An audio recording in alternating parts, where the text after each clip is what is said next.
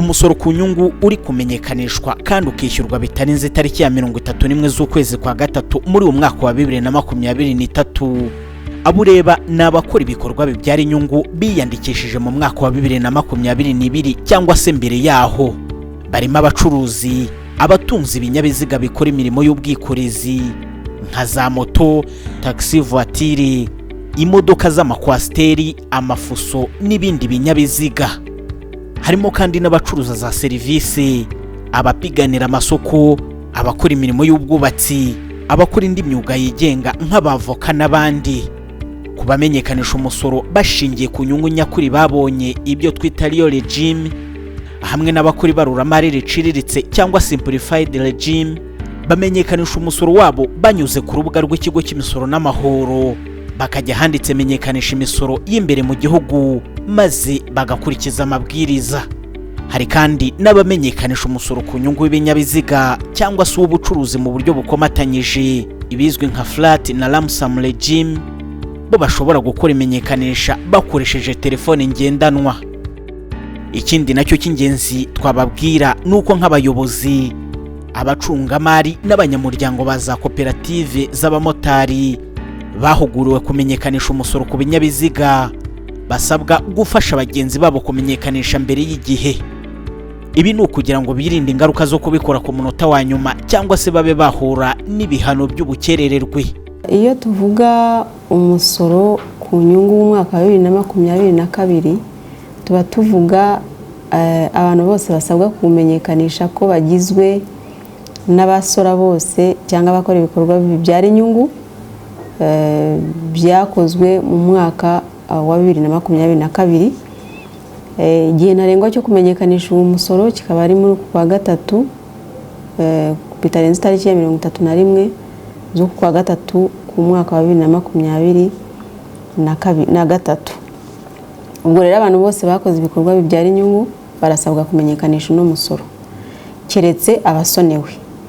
Birumvikana hari abasonewe umusoro ku nyungu bisanzwe n'itegeko, ariko hari n'abandi bafite igicuruzo kiba kitabasaba kumenyekanisha. Tuvuge nk'ubu abantu bari mu buhinzi n'ubworozi, bakaba batararenza miliyoni 12 z'igicuruzo kibikomoka ku buhinzi, ntabwo baba barebwa no kumenyekanisha uno musoro.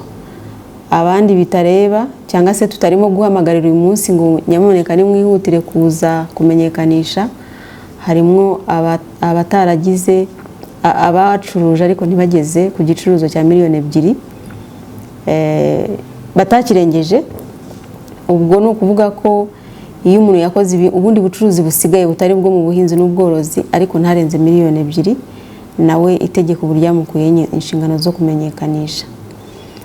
Abandi nabo batagomba kumenyekanisha uyu musoro, ubwo tuvuga ngo mu by'ukuri iri hamagara turiho dukora ritabareba, ni babandi bitwa professionals ariko bahawe license na Rwanda Finance cyangwa Kigali International Financial Center. Mu Kinyarwanda ntabwo nzi uko cyitwa icyo kigo, ariko nuko nkuko cyitwa ni Kigali International Financial Center. Iyo bahawe uburenganzira cyangwa license yo gukorera muri iyo muri setting cyangwa se mu buryo cyateganyije bwo gukora ibikorwa bibyara inyungu, abo bantu bose professionals batanga service bemejwe n'icyo kigo, ntabwo nabo basabwa kumenyekanisha umusoro ku nyungu uyu mwaka niba batarenze imyaka 5. Ni ukuvuga mu by'ukuri bahawe ubusonerwe bugeze ku myaka 5 ku nyungu gusa zikomotse muri ibyo bikorwa byo gutanga service muri Kigali International Financial Center kandi zikomotse hanze. Ni ukuvuga ngo bashobora kuba mu by'ukuri bari basanzwe bakora ibindi bikorwa byo gutanga service babikorera hano, bakaba bari baniyandikishije ari abacuruzi basanzwe, ariko bahabwa lisansi n'icyo kigo ku bikorwa bakoze bijyanye n'ibyo baherewe uburenganzira byo byonyine, bakaba ari byo batari bumenyekanisha. Ariko umusoro n'ibindi bikorwa byose aho byakorewe hano mu Rwanda bakaba bagomba kubimenyekanisha muri uno mwaka. Ni nabo bantu mu by'ukuri duhamagarira kumenyekanisha, nabakoze ibikorwa byari inyungu ariko hakuyemo babandi nari maze kuvuga. Tubibutse ko kwishyura imisoro bikorwa hifashishijwe ikoranabuhanga ririmo mobile money, mobi cash, internet banking cyangwa mobile banking. Abacuruzi bose bakoze ibikorwa bibyara inyungu basora bijyanye n'inzego barimo. Hari abacuruzi batoya cyane aribo bari muri regime twita ngo flat, ubwo ni uburyo basora mu buryo ngira ngo bukomatanyije, niba ari cyo kinyarwanda cyiza.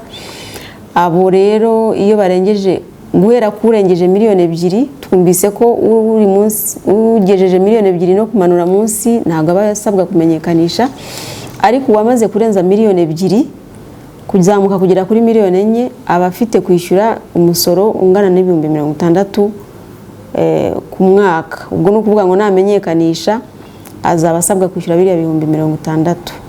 Noneho kuva kuri miliyoni 4 kugera kuri 7 bimusabe ko amenyekanisha akishyura umusoro ungana n'ibihumbi 210. Hanyuma abarenze kuri 7 kujya kuzamura ku 10 nabo bakagira ibihumbi 210. Then hejuru yaho ngaho kugera kuri miliyoni 12 bakishyura ibihumbi 300. Abo rero icyo ni icyiciro cya mbere cy'abasora bato cyane twita ko bari muri flat regime cyangwa se micro taxpayers. Hanyuma tukagira igice cya kabiri cy'abasora basora mu buryo butari bw'inyungu twavuga inyungu zicishirije, basora 3% by'umusaruro wose babonye cyangwa igicuruzo cyose babonye muri uyu mwaka. Hanyuma tukagira n'ikindi gice cy'abasora bitwa ko ari amasosiyete manini basorera ku nyungu nyakuri, bafata igicuruzo cyose babonye bagakuramo depense hanyuma bagasora umusoro bakurikije inyungu nyakuri, bagasorera ku gipimo cy'umusoro cya 30%. Gusanga nagira ngo wenda nongereho ko itegeko rishyashya ry'umusoro ku nyungu ryazanye ubworoherezwe ku basora, rigabanya cyangwa ryongera igice cy'ubusonerwe, igice cy'igicuruzo gisonewe ku musoro ku nyungu, aho byavuye ku bihumbi 360 byari biriho mbere bikajya ku bihumbi 720, kuko kera ubusonerwe ku musoro ku muntu ku giti cye bwabaga ari ibihumbi 30 ku kwezi, wabikuba n'amezi 12 bikaba ari byo bibyara ibyo 300 na bingahe. Ariko uyu munsi ubusonerwe bwarazamutse buva ku bihumbi 30 bujya ku bihumbi 60. Ubwo rero abasora nibajya kubara umusoro bagomba kutwishyura bakwiye kuba basonera ibyo bihumbi 60 buri kwezi, babikuba n'amezi 12 bikabyara igicuruzo kingana na miliyoni n'ibihumbi 720. Ayo ngaya yarasonewe. Hanyuma rero bagakurikiza ibiri mu itegeko, kuko urengeje bya bihumbi 700 hakarenga amafaranga rimwe kugeza nko kuri ngira ngo miliyoni 1,200 atangira kugenda yishyura kuri bya bipimo bya 20% no kuri 30%. Nuko nguko rero umusoro ugomba kubarwa. Abo bireba ngira ngo bamaze iminsi babahugura, tax administration imaze iminsi irimo kubahugura kumenya uburyo babara umusoro, ariko n'abatarashoboye kwitabira ayo mahugurwa bashobora kuza tukabereka, bashobora kutwegera ku biro byacu aho biri hose mu gihugu tukabereka uburyo umusoro ubarwa. Mu rwego kandi rwo gufasha abasora kugira ngo hatagira ucikanwa no kumenyekanisha umusoro we, ku ruhande rw'ikigo cy'imisoro n'amahoro hateguye inyigisho mu buryo butandukanye kugira ngo buri wese yibutswe inshingano zimureba zijyanye no gutanga umusoro. Niba ugize ikibazo duhamagare ku murongo wacu utishyurwa w'ikigo cy'imisoro n'amahoro 3004, cyangwa se nanone utwandikire ku mbuga nkoranyambaga naho tubwire icyo wifuza tugufashe.